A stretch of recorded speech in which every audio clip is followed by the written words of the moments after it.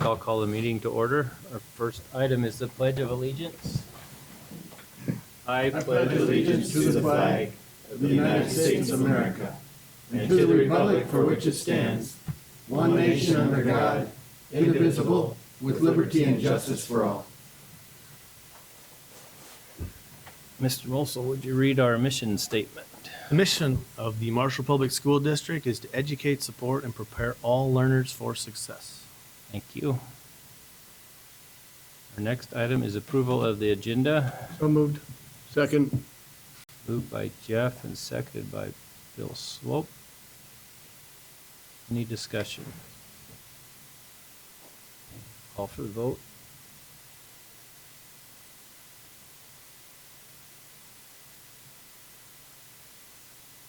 And that is approved. Our next item is our Tiger Spotlight, Marshall EA Award winners. You three can all come up front together. We have two people we want to recognize today for the Tiger Spotlight. First one is Miss Nicole Wickman, and I'm going to read the EA's letter that they wrote, or their announcement they wrote for her. Nicole was recently named the MEA Friend of Education. It says, Nicole is a wizard. She can do anything and make anything happen. She wears so many different hats in her day-to-day life, yet you will never hear her complain. I don't think people really comprehend the amount of time and effort that Nicole puts into her job. Going above and beyond is an understatement. Not only does she work hard, but she also makes sure everyone feels welcome at Southview. Parents and staff rely on her detailed communication skills. Nicole, thank you for all of your work and for your commitment, and congratulations on your award. You control the pulse, I know. And then, Mr. Chair, I will read the other one as well, and we can do the picture together. We have a certificate for you too. We also are recognizing Amanda Jellin.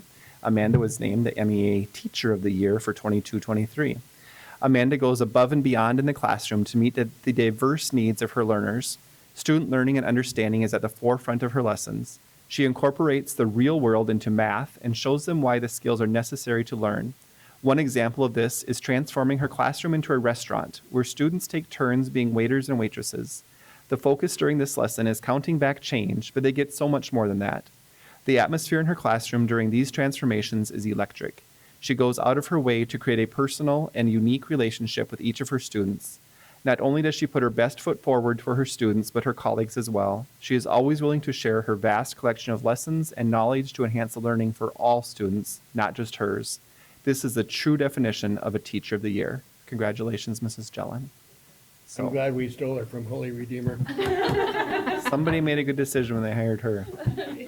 So, first-hand experience this year. Amanda had my son this year too. He can be a challenge, and she did a great job with him. So appreciate the work both of you do. So before we step away, I was just going to mention really quickly, sorry, we had several nominees for Teacher of the Year. Amanda was the winner, but we had Courtney Basler, Melissa Stevens, Tara Reeks, Jenny Basut, Melissa Speakman, and Tracy Zano. And this is chosen through our MEA membership. And some of the things they discuss includes examples of how they meet the needs of each and every student. So it was a really great pool, and Amanda, we're so lucky to have. yeah, good. Thank you. Let's give them a hand.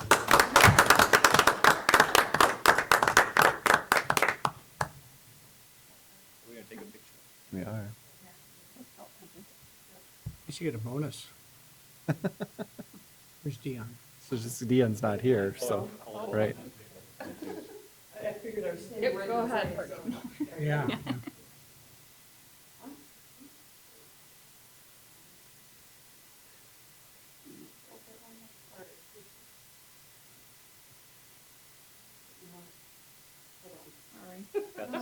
Got the safety on. I call the tech guys. It only does that when you're in a time crunch. Right. There we go. Okay. Thank you. Congratulations. Thank you. Thank you. Thank you. So does Nikki know this? Does Sean know this, Nikki? All right, good.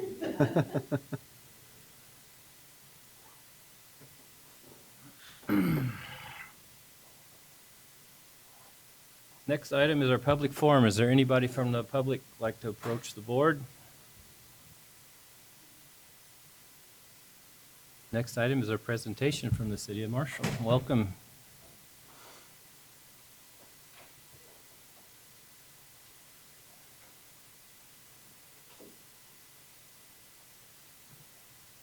Great job with the flowers, Preston. Looking good. All right, well, thank you for allowing us to present. Sharon Hansen, City Administrator for the City of Marshall, and then most of you know Preston Stensrud, Director of Parks and Recreation, or Superintendent of Parks and Recreation. So I'm going to cover about 14 slides, and Preston's going to handle some of the technical details and anything else he wants to add. This is actually kind of our first public run of this presentation. We're starting to get information sharing out there. So it's our pleasure to share it with the school board first. We welcome any questions or feedback on the presentation. We are not allowed by state statute to request support for a referendum on the project. So we are not approaching the council with any action item. It's information only. And we'll try to keep this to 15 minutes or less as well. I will add one other item. We're going to be posting quite a bit of information on the website and social media.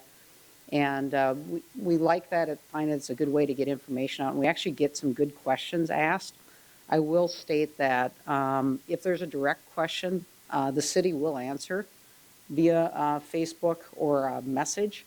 If someone asks a question and then answers it, whether they're right or wrong, we likely will not answer the question. So we figure they must have known the answer, so they just decided to ask it. So that's one thing we're going to move forward to in terms of our social media presence. So let's see. Wrong button, right button. Technical. Yeah, that'll work. So the goals of the project, and I know Chairman Coleman knows this topic pretty well. You were on our Community Services Advisory Board for a number of years, but we've been really seriously talking about need to look at the Aquatic Center for 10 years plus. The current facility, really last major upgrade was 1970. And prior to that, the original main body pools actually was constructed in 1937. So 80-plus year pool as far as the main body. And really the entire facility is from the 80s. And I'm an 80s gal myself, and let me tell you, that's a long time ago. So we need to update this, and we need to update it in a big way. It is a facility that will draw people to Marshall.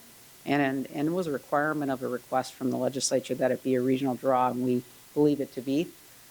And then, obviously, it's for the long term, it'll be a 50-plus year facility. And then the next one.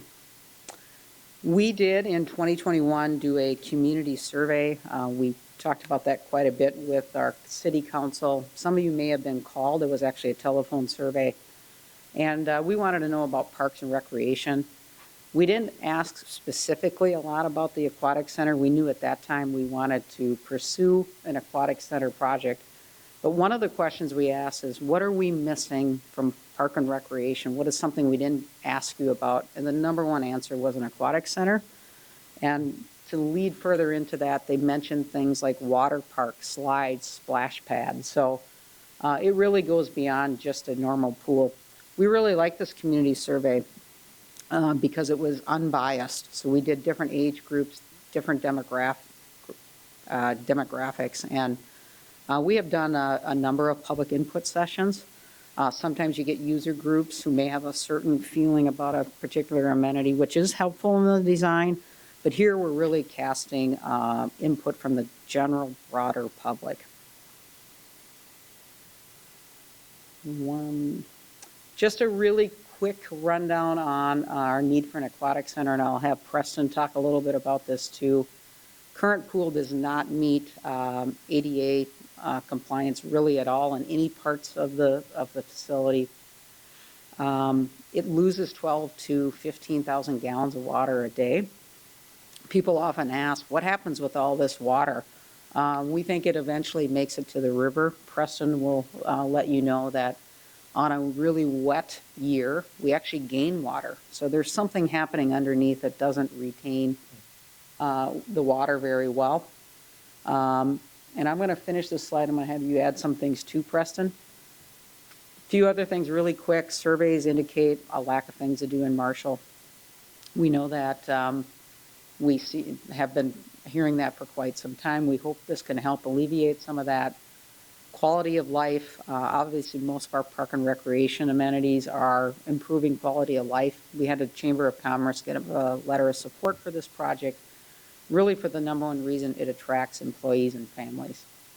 And then finally, it increases safety in the community for larger population areas, maybe those that don't have really good access to pools. There's at times, unfortunately, some tragic incidents that happen. So providing swimming lessons to a greater, wider area, and then, just general swimming skills beyond just exercise. I want you to comment just briefly, Preston, how you feel every late spring when you're getting the pool ready and your concerns. There's a lot of things that people can't see. It's all the mechanical stuff under the surface, I guess. When you come to see, the first thing you see is blue water. Everything looks good, but even just Friday, we have a manhole that's caving in where all the pipes go. So that's going to have to be kind of reconstructed this fall just to be able to operate. And there's just, from the 70s and 30s, there's still original pipes underground that are cast iron. We're getting chunks of metal in our filters. At some point, it's just going to cave in or collapse the lines, and then we're going to have substantial repairs on top of just not having that draw, the zero depth entry and the water features and stuff like that. Our newest enhancement is our water slide. That was 1994, so it's 30 years old already, or 29. And times have changed, and it's time for us, I think, to kind of turn the coin a little bit and try and draw people in instead of have people from Marshall go out. So. All right. Thank you. A lot of numbers here. We won't cover these in detail due to time, but our current facility has a capacity of over 600 users, and on a hot summer day, and I know we were really busy this last weekend, we can have up to 500 users. Well, because we want to draw people in from the region and we think we have that capacity, we also know people are going outside the community. I just talked to a family this past week who went to Worthington, who has a new outdoor aquatic center. We think that by doubling the capacity of the pool, we'll be able to achieve those users. So that's really important to us. And then there's some other requirements that we got to meet that's new. And we'll explain that a little bit when we talk about location. Construction cost. Right now, we asked the legislature for $18.3 million in the legislative authority. We're concerned about that amount because we're seeing inflation at 1% a month. And our architect and engineers have also expressed some concern. So you'll probably hear a little bit about us, and I'll get to this as well, seeking out sponsorships, some donations. We think this is something that the people want to support, and we'll bring that up. We are proposing to pay for the construction via a sales tax, and annually this generates about 1.5, depending on spending on a given year. Can be a little lower or higher. In the last 3 years, we've seen higher than 1.4 to 1.5. Proposed schedule, again, this is a lot of information on here, but the vote, we did get successful legislation this year. Thank you to Senator Dames and Representative Swedinsky along with Senator Bill Weber. And this means we'll have a referendum vote on November 7th of this year. If that is successful, we will immediately look at developing a bid packet and open the bid in spring of 24 and start construction in hopefully spring of 2024, and then eventually have our new aquatic center open in May of 2025. That's ambitious. Yeah. That's ambitious. You want to add anything to that? I think I'd just add that one important note which we'll get to on the sites, but based on what we're proposing is the current pool would be able to stay open for the summer while the new pool is in construction, which, you know, if we don't have places for all these kids to go, then what are they doing in summer? So that's just kind of a good point with the land change and probably better location anyways. Okay. Again, this is a test run, so we're looking at this. There's a lot of words on this slide, so we'll probably revise it after tonight. But just some more background on sales tax. We're estimating 40% of it comes from outside the community. We're actually going to have that study updated. That was done in 2012 when we were looking at Red Baron and Merritt. It could be higher. Individually, it's 50 cents for every $100 you spend for our 0.5% sales tax. We've estimated it's $70 annually for an individual in terms of the amount of sales tax that they would pay. Our community survey in 2021 indicated favorable reaction to a sales tax. And a key thing here, and I'm missing maybe a number of items, it's an extension. It is not a tax increase. It's the extension of the current sales tax. We're going to end the payment early for Red Baron and Merritt due to better than expected projected sales tax revenue. And we'll make the first payment in 26 or 27, and it'll run a 20-year period through 2046. So this would just be a tax on food and hotels? It is not a food, beverage, and lodging tax. We do have a food, beverage, and lodging tax at 1.5%, and that funds the operations of Red Baron and Merritt.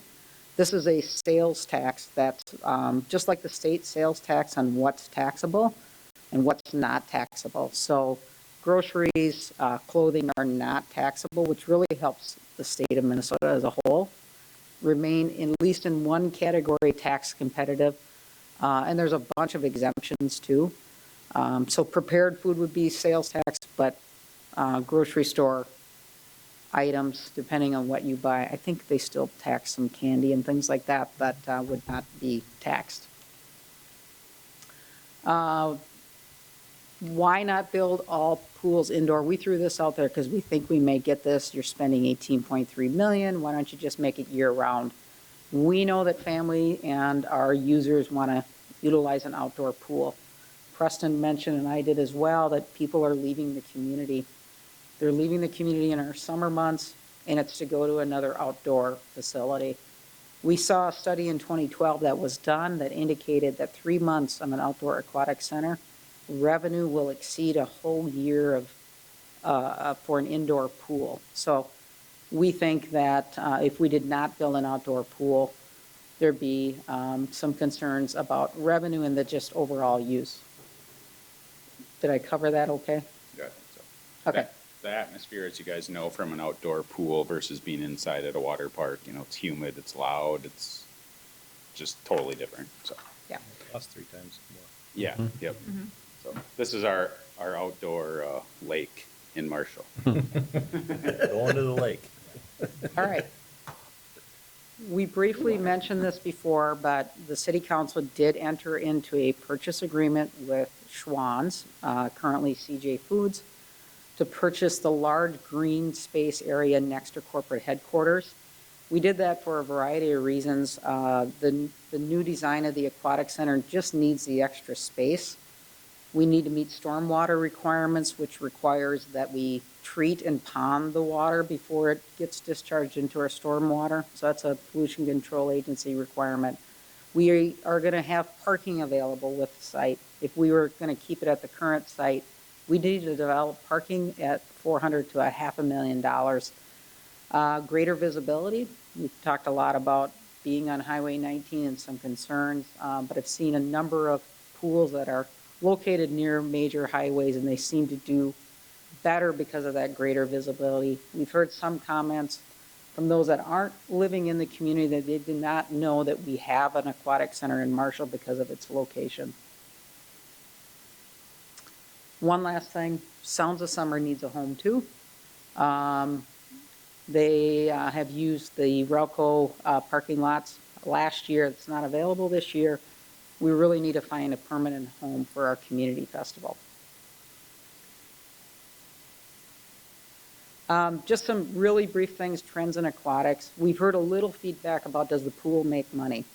Most pools, if not all pools in the state of Minnesota and nationwide, do not make money. They are subsidized by the city, and in case of other locations, by the state government or other cities as well.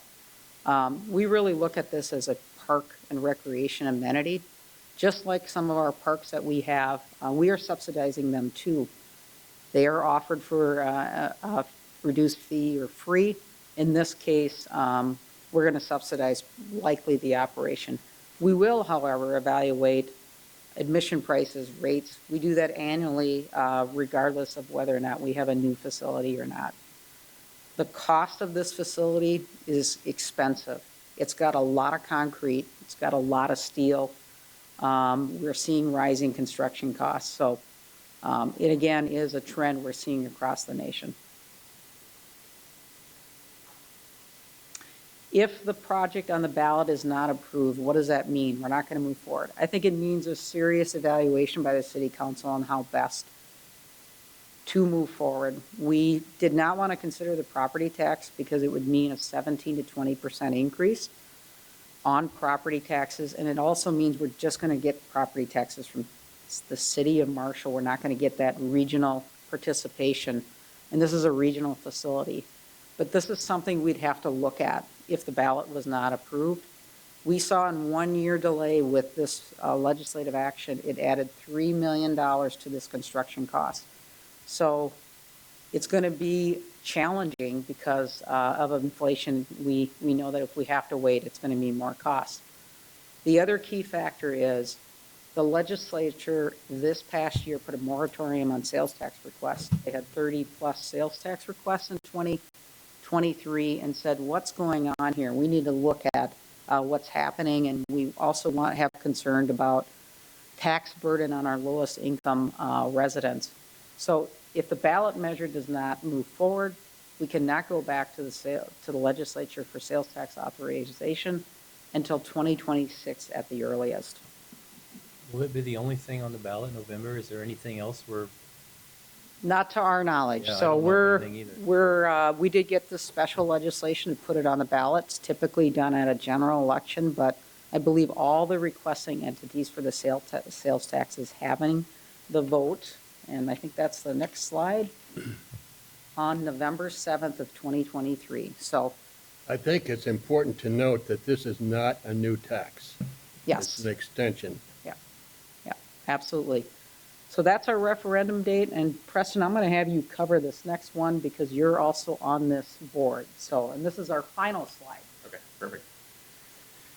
So we're, as Sharon kind of alluded to earlier, we talked about we might have to start doing some sponsorships and fundraising or seeking donations. I'm also part of the Marshall Community Foundation board, which the city presented to, and they're in favor of being kind of the fiscal host to have donations run through, and then they would turn over that money to the city.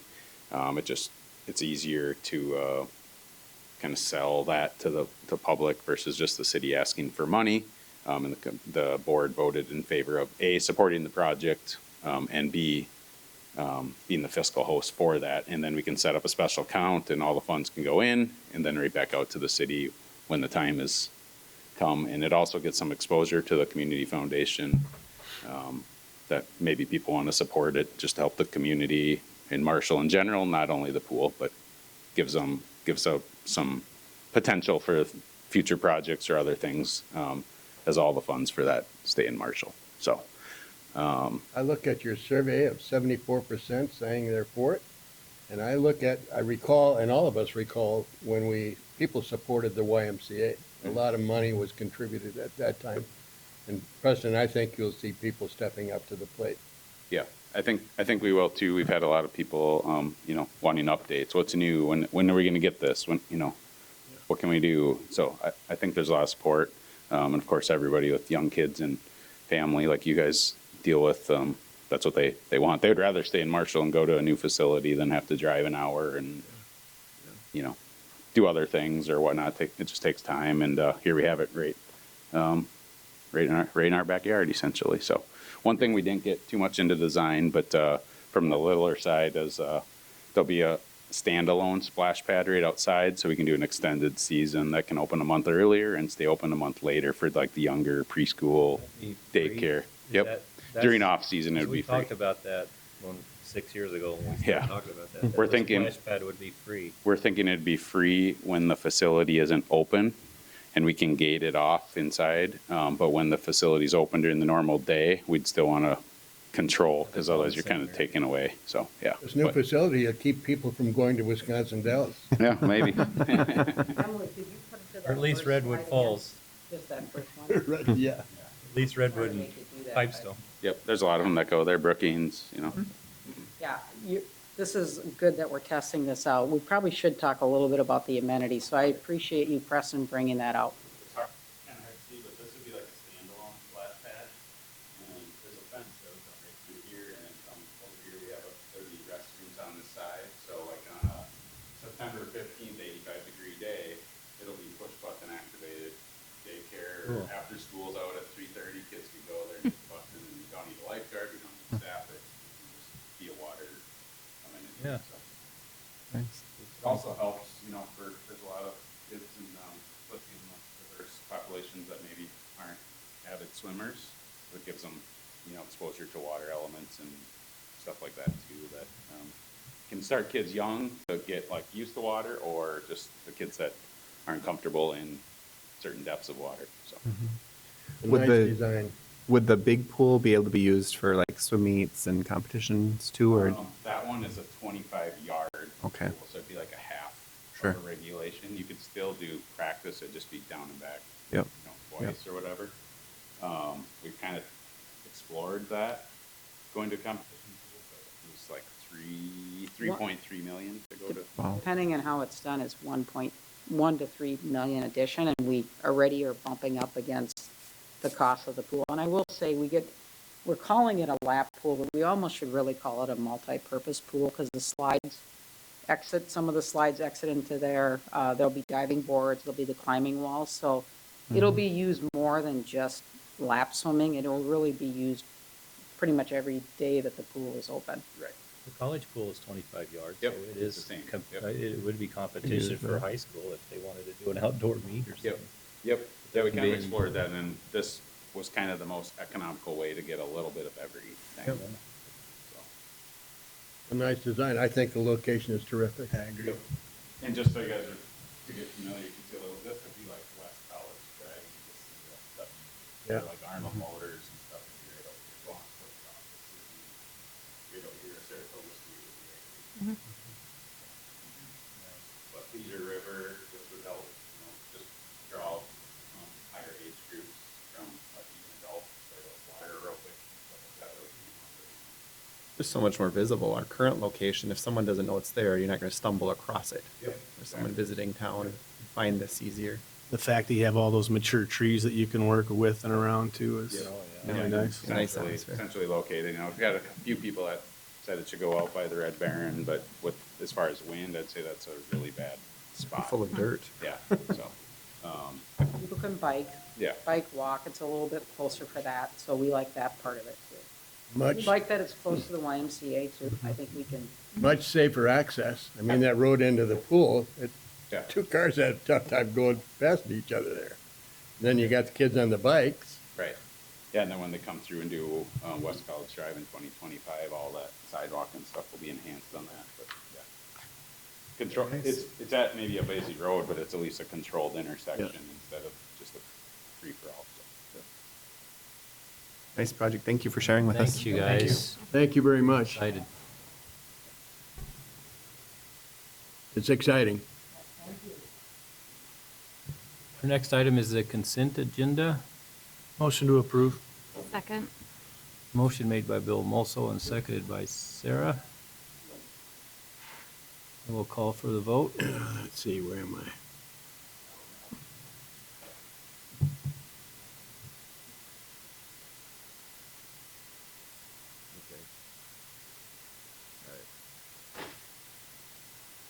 That is approved. Next item is a board forum. Any updates from the board? We had a executive committee meeting before this and just discussed a few things that are coming up. We're going to be starting negotiations with our teachers soon, so talked briefly about that. Talked about some of the legislative updates and all the various things that are happening there. Some we understand how it will impact us, others we don't yet. So I think then coming up in the future, we'll have a more comprehensive recap of that Yep. that we can share. And then we talked briefly about some of the initial findings of our community survey that was done, and that also will get a presentation from Jeremy Yep. and his team at a future meeting, so. Good. Anything else? Moving on, the next item, our discussion items are first review of policies 701 to 704. Any questions on those?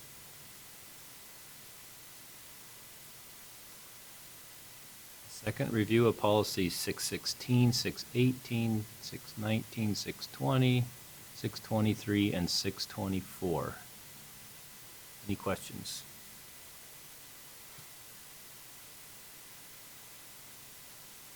Next item, there's an action item, approval of the superintendent's incentive compensation for the 22-23 school year.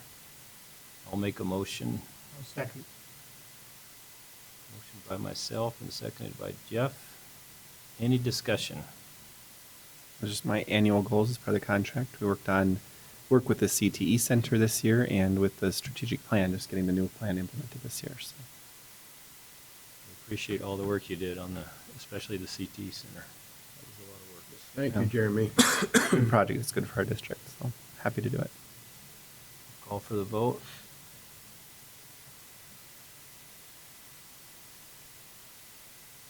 That is approved. Our next item is approval of the meeting change from June 19th to June 20th, and this is because of Juneteenth, Correct. right? Juneteenth, yeah. Yeah, because it wasn't new supposed to go legislative into piece this year. effect till August of till August, so it wouldn't have affected us till next year, but they changed it to this year, so. Correct. So we can't have a meeting on the Monday the 19th, so I'll need a motion to change the meeting. So moved. Second. Motion by Bill and seconded by Sarah. Any further discussion? I'll call for the vote.